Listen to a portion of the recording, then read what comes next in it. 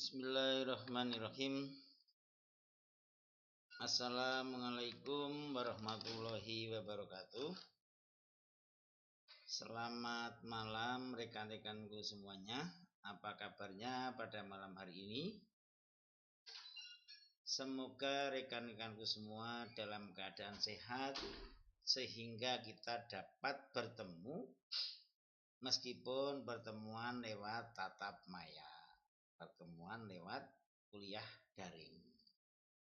Alhamdulillah Pak Jailani juga dalam keadaan sehat sehingga mampu melakukan perkuliahan untuk mata kuliah ekonomi kreatif. Mohon maaf ya, minggu yang kemarin mumet sekali, mau muser-muser gitu nggak bisa melakukan perkuliahan.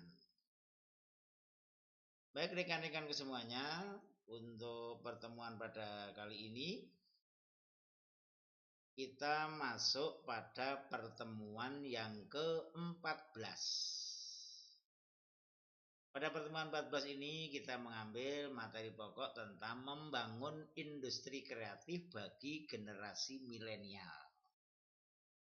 Ada yang menyebut generasi Z, yang semuanya itu asumsinya adalah generasi muda. Harapan saya rekan-rekan mahasiswa semuanya termasuk dalam kategori generasi milenial, generasi Z, generasi muda, sehingga selain saudara mengerti pentingnya generasi muda dalam mengembangkan dan membangun ekonomi industri kreatif, tapi saudara juga mempraktekkan. Itu rekan-rekanku seperti biasa sebelum memulai pembicaraan tentang materi pokok bahasan, yaitu tentang peran generasi muda membangun ekonomi kreatif generasi muda. Kami berikan tujuan pembelajaran dari kita mempelajari materi tentang bab ini. Adapun tujuan pembelajarannya adalah diharapkan setelah mempelajari bab ini, mahasiswa mampu yang pertama mengerti dan memahami peluang dan tantangan perubahan zaman. Ini penting. Rekan-rekan mahasiswa saat ini menghadapi perubahan zaman, yaitu dari zaman teknologi, informasi, zaman transparansi dan segala macam. Yang kedua, mahasiswa mampu memanfaatkan peluang dan perubahan yang terjadi untuk menjadi ide-ide, gagasan, dan usaha yang kreatif. Dan yang ketiga, mahasiswa mampu mengembangkan usaha kreatif dengan memanfaatkan perubahan lingkungan yang ada. Seperti saya di depan, saudara tidak hanya mempelajari materi pokok bahasan tentang peran generasi muda dalam membangun industri kreatif, tetapi saudara juga bisa mengembangkan, memanfaatkan peluang yang ada. Itu rekan-rekanku semuanya yang kami cintai. Sebagai pendahuluan perlu kami sampaikan, semua pemimpin-pemimpin di dunia ini menyadari bahwa generasi muda itu mempunyai peran yang strategis dan penting dalam kemajuan suatu bangsa. Akan tetapi bagaimana peran generasi muda bisa optimal, bisa maksimal, terkadang masing-masing pemimpin berbeda-beda. Di Indonesia, sejak Pak Jailani masih jadi mahasiswa itu ada Menteri Pemuda. Ini menunjukkan bahwa peran pemuda itu sangat penting, selain juga peran-peran kementerian yang lain. Saya masih ingat waktu itu Pak Akbar Tanjung menjadi Menteri Pemuda. Dia masih muda, aktivis, mahasiswa, organisatoris, dan aktivis di HMI, Himpunan Mahasiswa Islam. Rekan-rekan mahasiswa semuanya, bahwa mempersiapkan pemimpin masa depan itu adalah tanggung jawab bersama. Mestinya lebih utama adalah pemimpin suatu negara yang memberikan kebijakan, yang memberikan ruang-ruang dalam rangka untuk membangun generasi yang akan datang. Baik itu bagaimana kemampuannya, keterampilannya, moralitenya, dan segala macam. Nah, selain itu juga perguruan tinggi sebagai lembaga pendidikan tinggi yang peserta didiknya adalah sudah usia produktif, usia pemuda. Perguruan tinggi punya peran, bahwa perguruan tinggi sesuai dengan amanat Undang-Undang Pendidikan Nasional tidak hanya mendidik mahasiswa untuk mampu secara keilmuan, keterampilan, tetapi juga punya morality, karakter yang baik, kecerdasan intelektual maupun kecerdasan emosional. Tidak juga kalah pentingnya adalah peran masyarakat, tokoh-tokoh masyarakat. Rekan-rekan mahasiswa ada yang jadi pengurus ataupun anggota Karang Taruna. Nah, di sana terlihat bahwa Karang Taruna sebagai organisasi pemuda, pemimpin di tingkat desa, Pak Lurah, Pak BPD, Pak Jalani, mantan pimpinan BPD 14 tahun, tahu betul bagaimana anggaran desa APBDes yang disusun oleh kepala desa dan badan permusyawaratan desa, sekarang namanya perwakilan desa, itu mesti ada alokasi anggaran untuk pemberdayaan pemuda.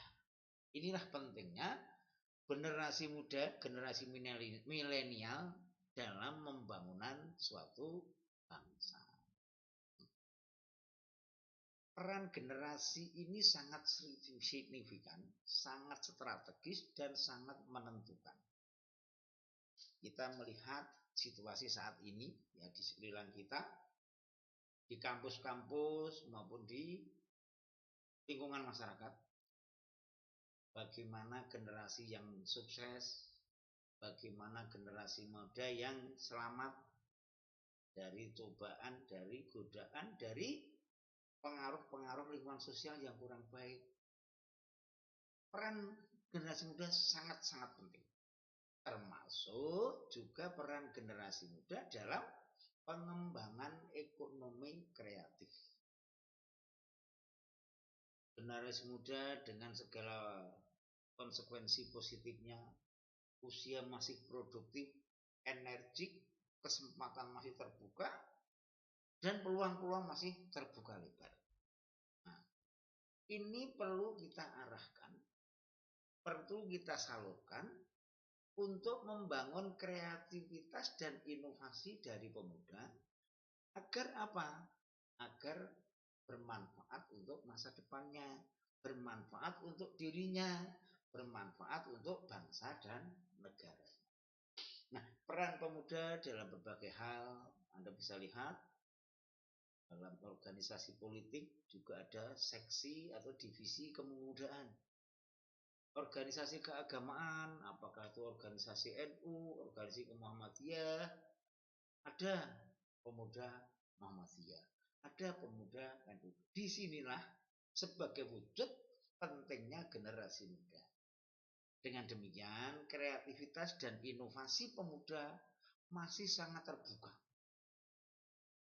Kalau pemuda, rekan-rekan mahasiswa ingin menambah kemampuan, kapasitas, ikutlah di organisasi pemuda. Pak Jelani ini sejak dari mahasiswa sampai sekarang masih berkutat, masih berkecimpung menjadi aktivis organisasi.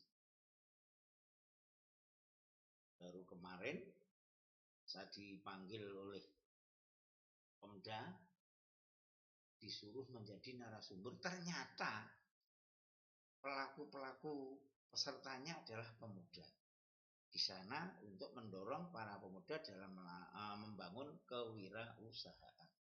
Ini salah satu bentuk nyata bahwa peran pemuda itu sangat penting dan strategis, termasuk dalam pengembangan kreativitas, penumbuhan usaha-usaha industri kreatif. Baik, kita langsung sekarang bagaimana teman-teman peluang pemuda itu? Generasi milenial itu peluangnya seperti apa? Terkadang karena sudah dianggap biasa, generasi muda itu tidak menyadari peluang yang ada atau kurang menyadari peluang yang ada. Pak Jailani ini sangat sering membagikan pendampingan pelatihan kawan-kawan UKM. Ketika UKM diberikan kesempatan untuk menilai diri sendiri, hasilnya lucu-lucu. Ketika kesempatan UKM untuk menilai diri, termasuk juga harapan, itu lucu-lucu. Kembali kepada peran pemuda dalam peluang dan generasinya. Yang pertama, kesempatan yang terbuka luas, karena masih usia-usia produktif.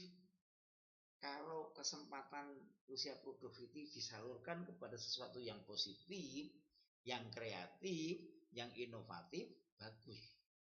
Tetapi kalau ini salah dalam memanfaatkan kesempatan ini, ya kan kacau hancur. Makanya kalau dalam agama Islam itu ada salah satu pesan, jagalah sempatmu sebelum datang sempitmu. Yang kedua, lingkungan dan sumber daya mendorong untuk berkreasi dan berinovasi. Anak-anak muda bisa tanya kepada yang lebih senior. Anak-anak muda bisa sharing dengan sesama pemuda. Lingkungan teknologi saat ini sangat terbuka. Bisa melihat pemuda-pemuda inspiratif, bisa melihat pemuda-pemuda sukses, bisa menjadi sosok guru bagi pemuda itu. Termasuk sumber daya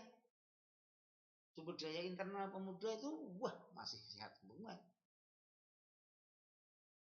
Kekuatan fisik masih oke, kekuatan pikir masih fresh dibandingkan yang sudah uzur atau usia lanjut.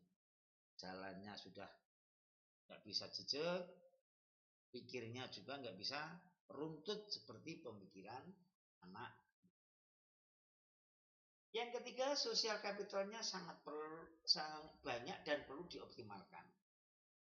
Dinamika pemuda itu kan banyak sekali. Saya punya cerita nyata, mungkin ada yang tahu, kepala sekolahnya SMP Al-Abdin Solo. Saya tahu sejak masih sekolah di SMA sampai sekarang sudah jadi kepala sekolah dan putranya sudah 3, tetapi masih aktif dalam berbagai kegiatan, apalagi kegiatan keagamaan. Dia punya modal sosial semangat. Salah satu modal sosial itu adalah semangat. Sementara pemuda itu modal sosialnya masih sangat banyak. Semangat, kesempatan, diskusi, motivasi, gotong royong, kerjasama, kejujuran, dan segala macam. Ini perlu dioptimalkan. Ini peluang. Kalau pemuda mampu memanfaatkan peluang kesempatan yang ada, sosial capital yang ada, dioptimalkan, akan menjadi pemuda yang produktif, yang positif dalam berbagai hal. Kemudian yang keempat adalah kompetisi yang sehat dan terbuka. Ini peluang dari generasi muda. Kalau sudah usia lanjut itu mau berkompetisi, faktor internal kesehatan mungkin sudah berkurang. Tetapi beda untuk pemuda. Masih sehat, masih kuat, teman-teman selnya juga masih sangat kuat sehingga berkompetisi dengan sehat. Kalau saudara melihat, ini kan baru aja rekan-rekan melihat Copa Amerika, anak-anak muda yang begitu kompetisi dalam sepak bola, seperti kompetisi, memang itu kompetisi dari kesempatan anak muda. Di peluang yang ada ini perlu dioptimalkan. Selain itu ada juga tantangan. Tantangannya apa? Biasanya pemuda itu masih labil, gampang ketut sana ketut sini. Dinamis ya karena darah muda, tapi yang labil ini. Nah, agar tantangan ini menjadi sesuatu yang positif, kondisi yang labil dan dinamis ini harus kita kelola dengan baik. Masuk dalam komunitas-komunitas pemuda yang baik. Kalau mahasiswa mestinya juga ada senat mahasiswa, organisasi mahasiswa, panjat tebing, organisasi mahasiswa, himpunan mahasiswa Islam bagi yang beragama Islam, organisasi mahasiswa seni, misalnya kesenian. Ini positif untuk mengendalikan, memanage potensi yang masih muda tadi. Semangat tinggi, dinamikasi yang tinggi dan segala macam. Yang kedua, tantangan yang kedua adalah bisa juga dianggap tantangan, bisa juga anggap kelemahan, komitmen yang kurang kuat dari sekian banyak pemuda. Kita melihat dari yang berkomit dengan yang kurang banyak yang kurang komit.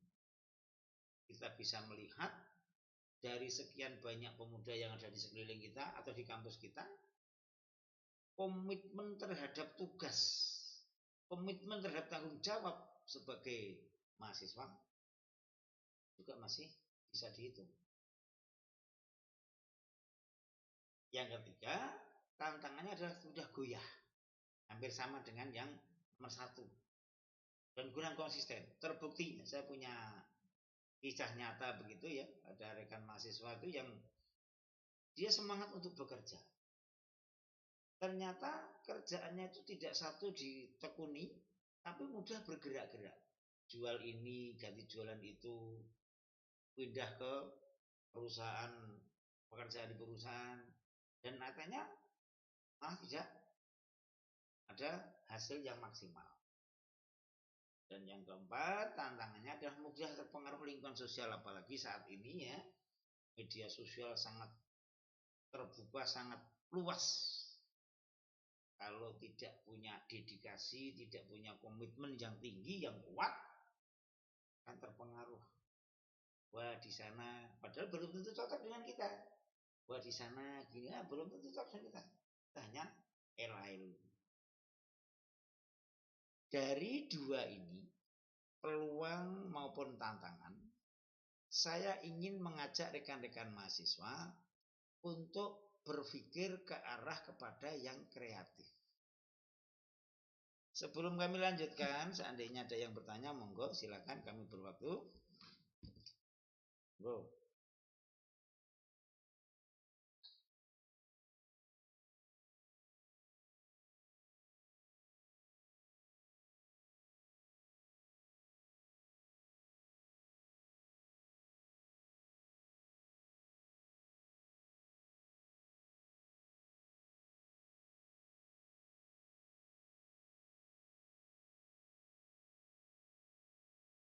Yuk ada gak? Lanjut ya. Nah, di depan Pak Jalani menyampaikan secara umum peran pemuda yang strategis, peran pemuda yang penting dengan peluang dan tantangan yang ada. Saya ingin bertanya kepada rekan-rekan, kira-kira cocok tidak dengan yang dialami rekan-rekan pemuda, rekan-rekan milenial dalam hal ini mahasiswa? Yuk, kira-kira cocok apa enggak? Ada yang jawab? Silakan. Nah, kalau tidak, alasannya apa kira-kira? Yang disampaikan Pak Jalani dalam introduction pendahuluan, menceritakan pemuda dengan segala konsekuensinya, plus minusnya, potensinya, Kemudian kita lanjutkan dengan peluang dan tantangan pemuda generasi milenial secara umum. Dalam topik bahasan pokok bahasan kita ingin membangun generasi ekonomi kreatif, usaha kreatif berbasis atau dimulai dari kalangan pemuda, kalangan milenial. Kita mulai dengan bagaimana membangun usaha kreatif generasi atau kaum milenial. Dari Departemen Perdagangan Republik Indonesia memberikan pergeseran ekonomi, pertumbuhan ekonomi dari ekonomi pertanian, ekonomi industri, tumbuh menjadi ekonomi informasi, yang terakhir adalah ekonomi kreatif. Dalam pergeseran orientasi ekonomi, saudara bisa melihat hampir pasti generasi muda suruh menjadi petani dalam tanda kutip, petani yang konvensional seperti bapak-bapak petani yang ada di desa-desa, kayaknya kurang menarik.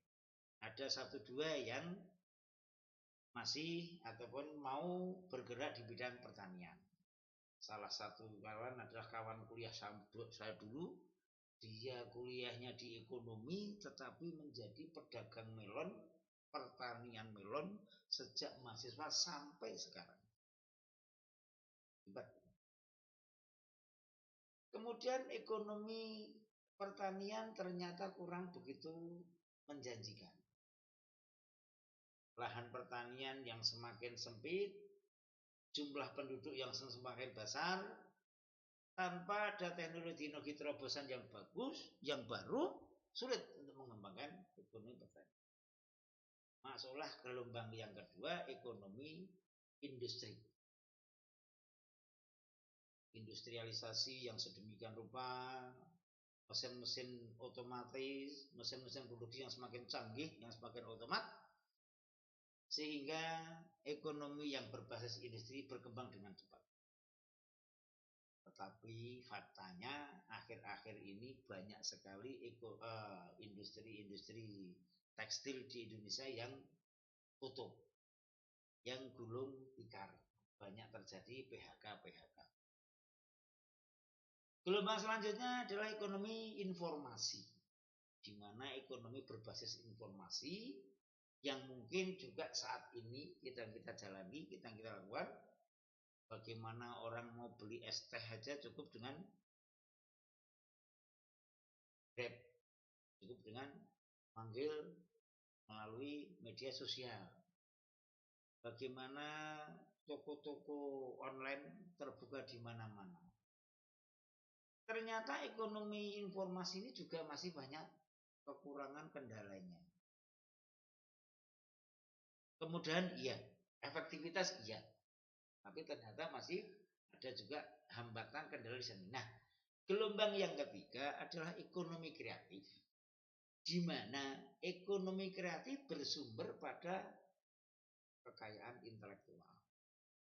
Nah, pada ekonomi kreatif ini, apakah ekonomi pertanian, apakah ekonomi industri, apakah ekonomi informasi, bisa dicakup semua dalam konsep ekonomi yang kreatif. Saya ulang, ekonomi kreatif pada pergeseran yang terakhir, ekonomi kreatif ini, apakah ekonomi tahap pertanian, apakah ekonomi industri, ekonomi informasi, bisa dicakup dalam ekonomi kreatif. Nah, kalau kita komparasikan, kita perbandingkan dengan peran generasi muda, ekonomi kreatif ini sangat menjanjikan. Bagaimana industri, bagaimana pertanian, bagaimana informasi. Generasi muda sangat.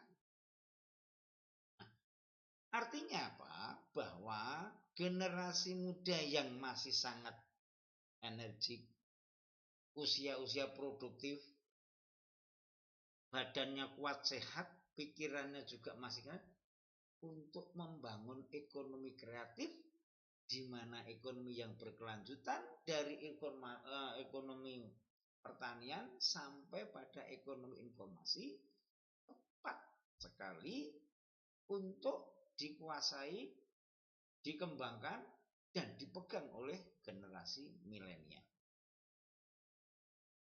Bagaimana ekonomi kreatif, nanti ada sumber daya ekonomi kreatif, olah pikir, bagaimana menciptakan produk baru, ide-ide baru. Nah, salah satu peran daripada generasi muda ini bagaimana meningkatkan produktivitasnya dengan usia yang sangat muda, dengan pikirannya yang masih sangat fresh. Membangun generasi milenial yang kreatif itu seperti apa sih?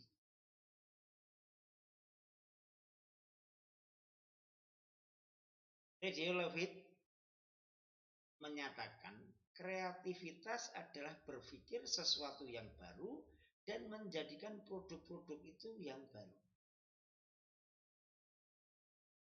Ide, gagasan, pemikiran bisa dikembangkan secara lebih maksimal dengan kreativitas. Hal ini sangat pas dengan situasi kondisi usia-usia produktif, yaitu anak muda. Kesempatan terbuka, peluang yang sangat terbuka. Bagaimana membangun generasi milenial yang kreatif dapat dilakukan dari pendapat Theo tadi. Kita mencoba bagaimana kreativitas itu mengandung unsur 5 hal penting. Ada original, asli dalam melakukan olah kreasi, inovasi. Kalau saudara melihat musisi-musisi yang sekarang yang sudah pada usia-usia di atas 60 dibandingkan dengan teman-teman rekan-rekan usia musisi-musisi muda, seperti apa produktivitasnya, originalitas dari karya-karyanya? Anda bisa bayangkan, Anda bisa melihat bahwa original generasi muda itu masih sangat-sangat kuat. Ide-ide berkembang dengan banyak dan cepat. Kemudian ada unsur yang kedua adalah ada imajinasi, yaitu berpikir tentang sesuatu yang baru berupa ide dan gagasan. Zaman saya dulu ada anak muda yang nama kerennya disebut Gulagong begitu nggih. Itu suatu anak muda yang punya imajinasi yang sangat kuat, membuat karya-karya cerpen yang waktu itu digemari oleh kalangan muda. Dia masih muda, ide-idenya masih, imajinasinya masih sangat kuat. Bahkan karangan-karangan cerpen itu bisa diangkat menjadi sebuah film. Imajinasi yang kuat. Unsur kreativitas yang ketiga adalah inspirasi. Bagaimana gagasan-gagasan baru yang dapat divisualisasikan dalam bentuk produk. Rekan-rekan anak muda membaca media sosial, kan kelihatan, oh di sana ada ini, saya harus begini. Termasuk juga situasi sosial itu akan meningkatkan inspirasi bagi anak muda. Oh kok begini, oh anak muda sukanya dengan ini, oh berarti kalau saya membuat usaha harus pakai wifi, karena anak muda tidak bisa dilepaskan dari informasi ini. Kemudian yang keempat adalah kecerdikan. Itu kemampuan dalam berpikir dan bertindak cerdik. Kalau sudah usia lanjut, mungkin pikirnya jalan, tapi bertindaknya sudah fisik yang tidak mendukung. Tapi kalau muda, berkemampuan berpikir, bertindak, sama-sama fitnya. Yang kelima terkait dengan penemuan, yaitu sesuatu hal yang baru yang dihasilkan dan belum ada sebelumnya. Inspirasi, ya. Kecerdikan, ya. Apalagi untuk menemukan. Ini salah satu contoh, saya kemarin ada sekitar 1 bulan yang lalu, anak muda, dia punya keahlian membuat kerajinan dari slumpring bambu. Slumpring itu kan bahan ataupun sampah, limbah dari bambu. Ternyata bisa dibuat kerajinan handmade yang itu bisa punya nilai tinggi. Ada penemuan. Nah, kemarin saya dampingi mengikuti lomba Krenova tingkat kabupaten dan alhamdulillah dia menang. Nah, tingkat inovasinya cukup bagus dan yang paling utama adalah ini, memanfaatkan sumber daya limbah untuk sesuatu yang produktif, sesuatu yang bermanfaat, bernilai ekonomi. Nah, generasi muda dari membangun kreativitas dengan 5 unsur penting ini, original, imajinasi, inspirasi, kecerdikan, dan penemuan, ini sangat cocok, sangat pas untuk alam, untuk dunia generasi muda, generasi milenial. Pas sekali. Nah, sekarang bagaimana peran pemerintah? Di depan kami sampaikan ada pemerintah, ada perguruan tinggi, ada tokoh masyarakat. Saya mencoba yang dari pemerintah. Karena apa? Yang punya kuasa pemerintah, yang punya tanggung jawab pemerintah, dan yang paling utama yang punya dana anggaran adalah pemerintah. Meskipun mungkin perguruan tinggi juga punya. Peran pemerintah dalam mengembangkan usaha kreatif kaum milenial, yang pertama menciptakan iklim usaha yang sehat dan kondusif, yang memberikan rangsangan untuk generasi muda mau melakukan usaha-usaha industri kreatif. Yang kedua, mendorong dan memfasilitasi organisasi pemuda untuk berperan secara optimal bagi pengembangan generasi muda itu sendiri. Ada yang AMPI, ada Karang Taruna, ada Pemuda Muhammadiyah, ada Pemuda NU, ada Pemuda Pancasila, bahkan partai politik itu punya organisasi pemuda. Nah, ini harus didorong, difasilitasi.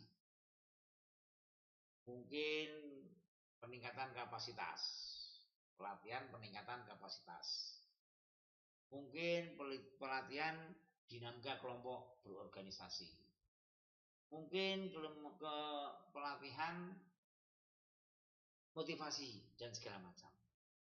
Ini yang ketiga, pelatihan dan kursus-kursus kemudaan. Karena yang punya anggaran, yang punya kegiatan pemerintah didorong. Dan yang keempat, memberikan insentif bagi pengembangan usaha kreatif bagi pemuda. Artinya apa?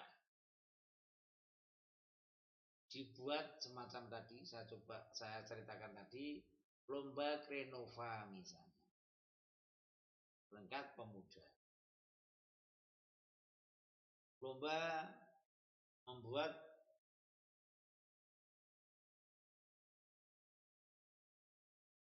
ide bagi logo suatu kegiatan, membuat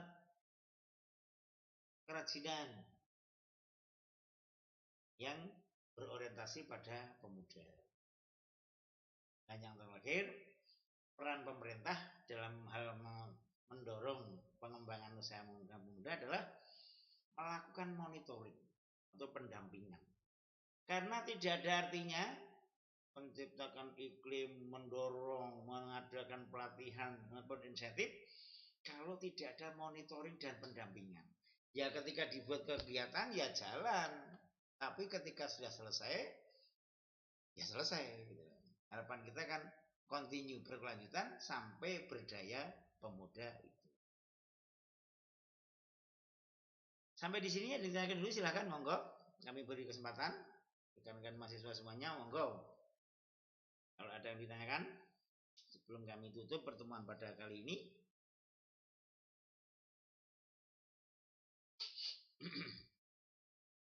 Ada nggih? Kalau tidak ada, sebagai penutup perlu kami sampaikan bahwa generasi muda mempunyai peran yang penting dan strategis dalam berbagai aspek. Keagamaan, kemasyarakatan, kenegarawanan, dan segala macam. Tetapi dalam konteks pemuda juga banyak tantangan-tantangannya, hambatan-hambatan yang ada. Gagasan yang banyak, ide-ide yang banyak ini perlu diwadahi, perlu disalurkan untuk menjadi hal yang produktif dan positif. Ekonomi kreatif punya ruang wadah yang sangat besar dan terbuka untuk generasi dalam mengembangkan ide-ide kreatifnya. Untuk generasi muda yang ingin mengoptimalkan potensinya. Sehingga generasi muda benar-benar menjadi generasi pemimpin yang akan datang, pemimpin masa depan dalam segala aspek. Itu rekan-rekanku untuk pembahasan kita pada kesempatan kali ini. Seperti biasa, setiap akhir pada pembahasan kami berikan evaluasi untuk bahan diskusi yang bisa dilakukan untuk berdiskusi dengan teman-teman yang lain. Karena kita kuliahnya kuliah jarak jauh, saya lebih indah ketika kita bisa berkuliah tatap muka, diskusinya lebih kencang, saya lebih bisa menambah ataupun meningkatkan kemampuan karena ada pertanyaan-pertanyaan dari rekan-rekan mahasiswa. Ini ada 3 soal untuk evaluasi dan bahan diskusi, bisa saudara cermati. Monggo rekan-rekanku semuanya, sebelum kami tutup, kalau ada pertanyaan kami berikan waktu yang sekali lagi kesempatan untuk menanyakan, monggo.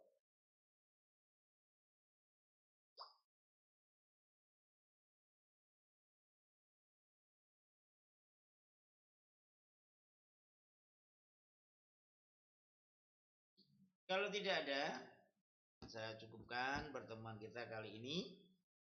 Sekali lagi kami mohon maaf untuk minggu yang kemarin saya baru sakit, itu nggak bisa melakukan perkuliahan lain. Jadi nanti masih ada pertemuan sekali lagi untuk pertemuan yang ke-15 sambil kita mengevaluasi pertemuan setelah UTS dari pertemuan 9 sampai yang ke-15 untuk bahan UAS. Baik rekan-rekanku, kalau tidak ada pertanyaan, kami ucapkan banyak terima kasih atas komitmen dan kebersamaan rekan-rekan mahasiswa semuanya. Tidak lupa kami ucapkan mohon maaf apabila dalam penyampaian kami banyak kekurangan, banyak kesalahan. Akhir kata kami akhiri, assalamualaikum warahmatullahi wabarakatuh.